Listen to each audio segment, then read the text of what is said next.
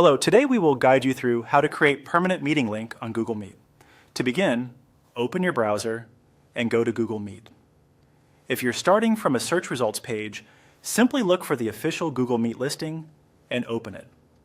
This will take you to the main Google Meet homepage, where you can create and manage meeting spaces.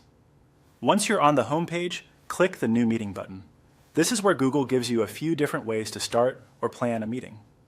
Since the goal here is to create a meeting link you can keep using, choose the option to schedule it in Google Calendar.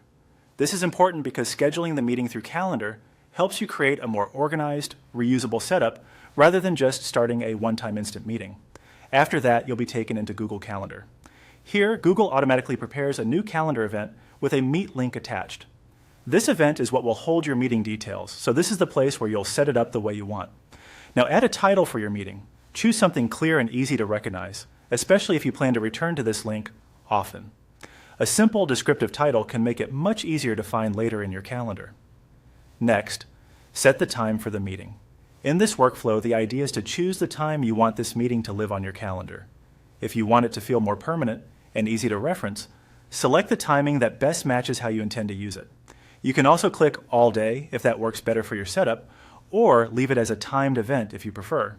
This part is flexible, so choose the option that makes the meeting easiest for you to locate and reuse. Many people use an all-day setting for convenience, especially when the main goal is keeping the link accessible.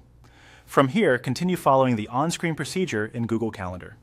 Depending on what appears on your screen, you may see additional event settings or prompts related to the meeting details. Just review those options and confirm anything needed to complete the event setup. When everything looks correct, click Save. This stores the event in your calendar along with the Google Meet link that was created for it. Once saved, you can return to that calendar event anytime and access the same meeting link from there. And that's it. You've created a Google Meet meeting through Google Calendar, making it easy to keep track of and reuse whenever needed.